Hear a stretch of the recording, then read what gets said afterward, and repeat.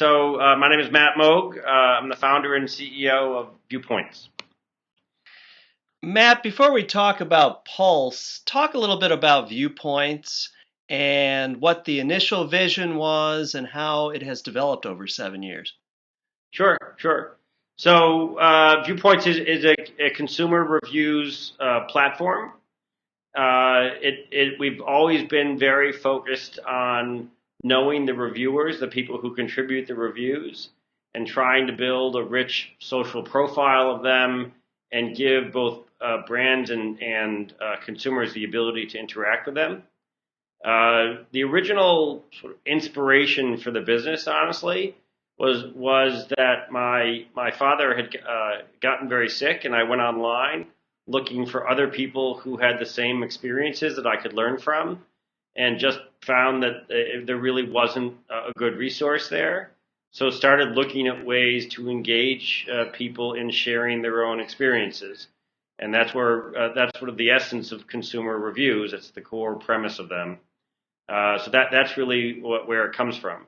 The original model behind Viewpoints was that we would go out and we would collect reviews from consumers as an independent third party, and that we would organize those reviews and curate them and validate their authenticity and their quality in a way that led consumers to trust Viewpoints as that trusted intermediary between the reviewers and the people looking to read the reviews. And that's really where we focused for 6 years since we launched the site. And the major evolution now with Viewpoints Pulse is that for the first time we're giving the brands, the owners of the products, the ability to now claim those products and collect reviews directly on their own, and to manage those reviews and promote them. Distinguish, if you will, this kind of a review system for what a consumer might see on Amazon, for example. Right. So, particularly when it comes to product reviews, there's where you'll typically find them is on the sites of retailers. Amazon, Best Buy, Walmart, etc. And what we have found through both our own work in this area and in research with consumers is that there's quite a few things that an independent provider will do with the reviews that a merchant won't. Like, so, for example, will they tell you products that are recommended not to buy? Will they highlight products that get very low scores? No, because their primary interest is in selling the products. Will they show you the most negative reviews related to a product? Very often they won't, or make it easy to get to. So we try to highlight those kind of things and do that. Many reviewers also, or many stores like Amazon and others, very often treat reviews as a static form of content, where there's really no way, it goes up and that's that. You don't know really anything about the person who wrote it, and you don't have any engagement or interaction with them opportunities at all. So that we're trying to change all of that, where there's a picture of the consumer, you know where they live, you know how many reviews they've written. We also have 3 levels of badges that we assign to our reviewers. So there's trusted, and there's verified, trusted, and VIP reviewers based on their level and tenure of activity with us. So those are all examples of things that you'll find that are quite different on Viewpoints. You'll also find, honestly, we cover categories that Amazon does not participate in.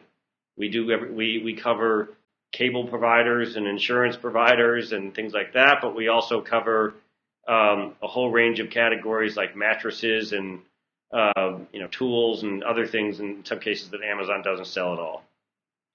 This issue of identity and authenticity has been an early problem with the internet and social media. So you're saying that this system over time allows you to really build credibility ratings on individuals? Yes, exactly. And there's a number of ways of doing that. I would never tell you or anyone else that it's a perfect system. I mean, even the credit card companies still have a hard time validating the authenticity of people that use their credit cards. But that you can certainly, over time, be able to trust more people who contribute regularly, whose opinions are spread across many different products and categories, who have many sort of interlocking relationships. There's a range of technologies that are getting more sophisticated about looking at the nature of their social profile, and is it real, is it active, those kind of things. So there's you can go a very long way towards getting high. And I'll give you an example, though, of some things that sort of, while maybe not prove it beyond a shadow of a doubt, they're really good proof points. A couple of weeks ago, the government came out and said after a 2-year investigation, they had sued and ultimately won a judgment against a diet pill company. And I just happened to read that in the New York Times, and I looked it up and saw that they ranked like a 38 out of 100 on our site. That's actually very unusual for a product to rank that poorly. But if you also, I remember we did this a while ago, but we've pulled out of 37,000 products on our site, we pulled the ranking for every single one of them, and we looked at what are the top 10 products that get the highest score, and what are the top 10 bottom products. And what I thought was sort of funny is in the bottom 10 was Windows Vista, and in the top 10 was Mac OS. Now you think about that, over 37,000 data points, the fact that you'd have two competitive products that everybody sort of generally recognizes are one's quite superior to the other, that it would be that dramatic. What about reviewers who try to game these systems, or paid bloggers? How are you handling that issue? So again, good question. It's a multifaceted issue that you have to deal with in a couple of different ways. We want on all of our review forums there's a proactive disclosure requirement that says, did you receive a free sample of this product from the manufacturer, and are you related to anyone or friends with anyone at the business, etc. So that, of course, somebody could lie and say no, but there is a proactive requirement for that. And that's actually an FTC requirement, is that somebody writes a review of a product and gets a free sample of it, they need to disclose that. The other things, though, that we do in terms of sort of validating, I'm sorry, wait, I want to make sure I answer the specific question was what? Well, I was speaking about, I guess, two parts. The people who are paid, and you've addressed disclosure, Yeah. but also people that are in one way or another trying to gain gaming. positive and negative Sorry. reviews. Yeah. I went down one track. Yeah. So we do something that we think is very important, which is we first screen every review that comes in, and at multiple points. So, for example, a review will not be published at all unless it's at least 200 characters. So there's a minimum amount of information that we feel like is necessary for any kind of insightful common feedback. The second thing we'll do is we have technology that screens for things like plagiarism, grammar, spelling, capitalization, and sort of, gibberish. I mean, all kinds of stuff like that. And then we also have a number of fraud detection signals that we will look at that are automated. And all of that leads to, we then human moderate every review that comes on the site. And we look at the scores that our technology has assigned to all those reviews. And ones that, we read all of them, but the ones that get high scores from the technology, we look at very closely. and we typically reject about 25% of all the reviews that come in. Usually about 20% of those are for quality purposes, and 5% are for some kind of fraud or spam. So we try to cover all of the various issues that way. And then on top of all that, the important thing to keep in mind is all of the users who read the reviews are constantly rating it as helpful or not helpful, which helps to move it up in the rankings. They can all report an issue if they see it, and we will investigate that. And on top of that, the whole premise of a consumer review system like the one we have is that ideally you have tens or hundreds of opinions all together. So one review, is sort of less impact than the collection of the overall. So beyond the editorial process of publishing the review, is there an editorial process on the ratings system? When individuals rate, is that checked? I'm not sure what there would be to check there though, except that's just a 1 to 10 scale. We'll of course, one of the obvious warning signs is if something, and we have them rate attributes, the category specific attributes, as well as an overall rating. If something is every single attribute and the overall rating are all zeros or all tens, that's an obvious signal that maybe you should look at this. There's no so if some of it is just how many standard deviations off the mean for that product is it, and is that a warning sign of some kind? So would you remove something if there was a warning sign like that in the ratings? Well, at the very least, we'll look into it. We will read the review. We will look at the reputation of the reviewer, and we will, in some cases, will contact the reviewer themselves in order to determine, is there any way that we will. Sometimes we will contact the reviewer and ask them specific questions. And if we're not satisfied that it's a legitimate review, we will remove it. So in terms of the rollout of Viewpoints Pulse, explain how Viewpoints works directly with brands or retailers. What is that relationship like? Sure. So what Viewpoints Pulse now enables that we've not had in the past is that any company that has a product listed on our site or a service, or that wants to have their product listed on the site, can come to Viewpoints, sign up as a Pulse customer, and create a corporate account. We will check with them to make sure that they're an authorized representative of the brand. And then once they do that, there's sort of three core things that they can then start doing. One, we give them tools to then start collecting reviews, so that they can ask people who come to their website or who are on their email list to write reviews of their experiences. And we then do all the same work to moderate the review and ensure its quality and the authenticity, et cetera. The second big thing that they do is then manage the reviews.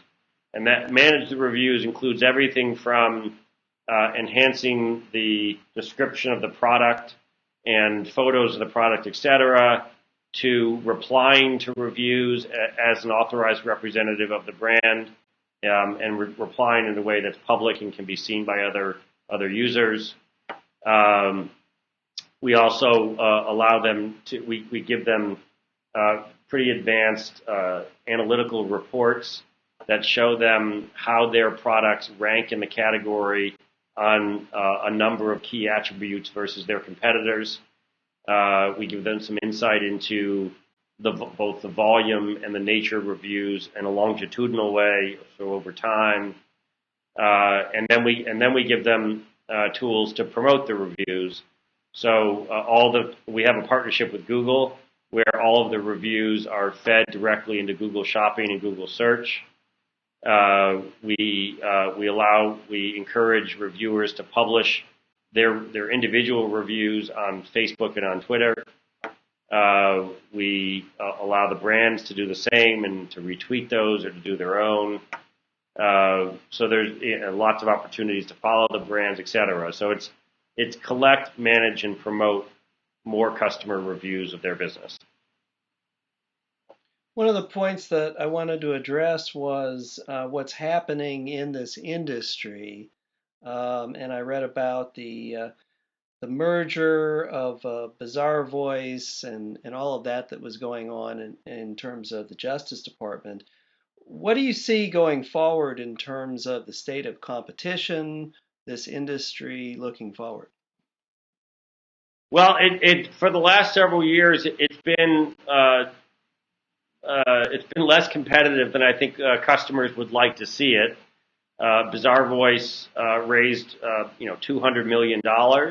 They were very, very aggressive in their pricing and in their sales and marketing tactics. And then they went as far as paying $150 million to acquire their next biggest competitor. They did it with the expressed intent of controlling the market and raising prices, and said as much, and it was became public in their court trial. So we would I don't know what the government's going to do and what the judge is going to decide to do in terms of a remedy for that. I assume there'll be some sort of penalty or breaking up of the company or something else. By releasing Viewpoints Pulse, and this is something that we've been working on for the better part of last year, we really think it's not just a competitor to Bizarre Voice, but it's a better model. And here's the reason why. Is we supply all of the same technology and the same moderation services that Bizarre Voice has today. What they don't have is they don't own their content, and they don't own the relationship with the reviewer. And Bizarre Voice is not a consumer brand. It's not known at all. So, and they're very expensive. It's $50,000 to $100,000 or more for somebody who has products that they want reviewed. So and as a consequence of that, they've sold to larger companies. They have 1,000 major brands around the world who are their customers. We want to get hundreds of thousands of manufacturers, people who offer products and services who see the benefit of reviews and really democratize them in a way that they haven't been to date. So the fact that we bring a known and trusted and independent, credible third-party brand with Viewpoints, that we bring them content right off the bat, and that the cost of our service is 1/5 to 1/10 of what it is for Bizarre Voice, is we think we are going to shake up the market a little bit and make it much more competitive. So I want to be clear on this. The Viewpoints model is that you will work with brands and they will pay for these services, but there are also non-paid reviews on Viewpoints, right? By just independent They're not reviewers. what? There are non-paid reviews on Viewpoints from just people who wanted to do a review, right? Yeah, and so the users who use the consumers who use Viewpoints both as contributors and as shoppers, it's completely free for them.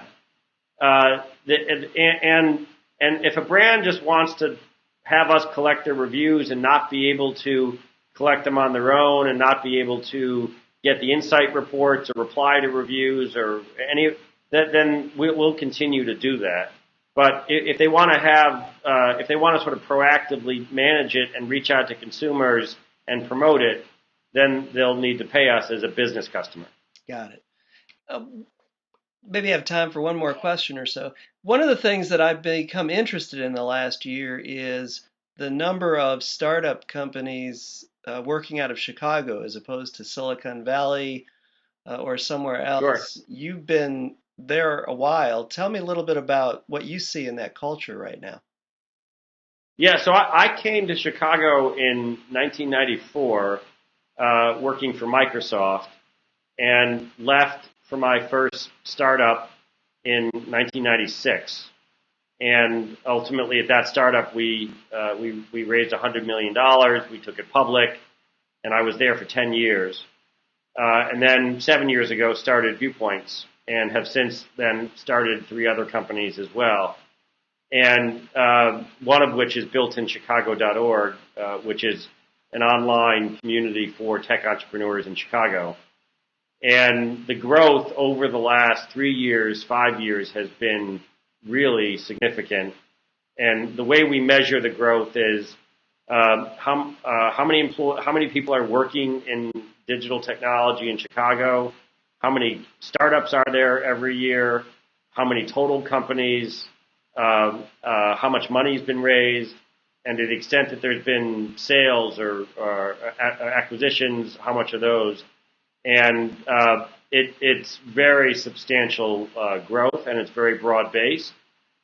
So, today, Built in Chicago has more than 2,000 companies in its company database, and we're measuring, 200-300 plus new startups every year.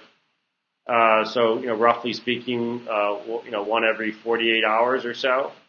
And this last year, more than $1 billion was raised by the startup community in Chicago.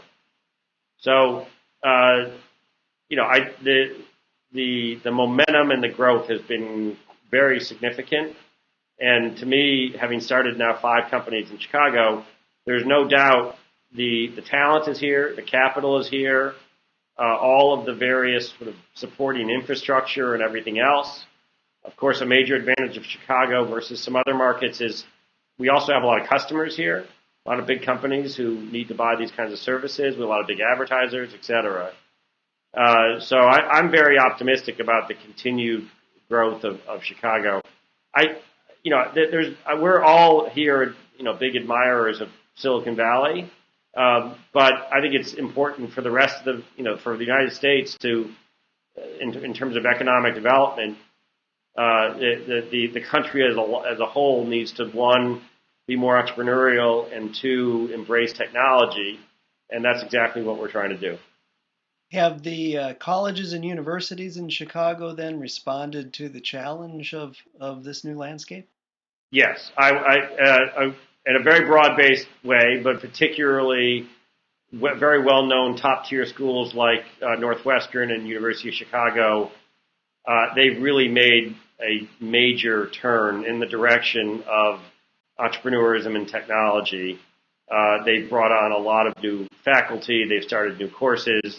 I mean, even if you think, maybe it dates me my age, but University of Chicago was always very well known as a quantitative finance school. And my understanding is now entrepreneurism is their second most popular major at the entire school. So, and the Chicago Booth School has been very active in the startup community. Kellogg is the same, and then IIT, U of I, DePaul, and on down the line. Looking forward 3, 5 years, 10, if you can look that far ahead, what do you think Viewpoints will look like? It's a good question. The real exciting opportunity from our point of view is that the Viewpoints model of getting consumers to share their experiences for the benefit of both brands and other consumers has this real opportunity to bring greater transparency and accountability to the market, and to do so in a way that ultimately shines a light on the great products that are a really good value, and frankly shines a light on the products that are overpriced or really poor quality. And we think that's a significant service. It's a collection of consumer experiences in that way, giving then consumers the ability to directly engage with each other and learn from each other, and for brands to improve their products.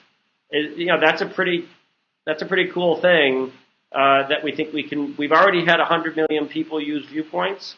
I would hope that in another 5 years when we talk to you, that we've 10x that, and that it's become an even bigger and more popular platform. And the more it's very much of a network-driven business, where the more content and reviews you get, the more people you attract, and the more people you attract, the brands want to be there.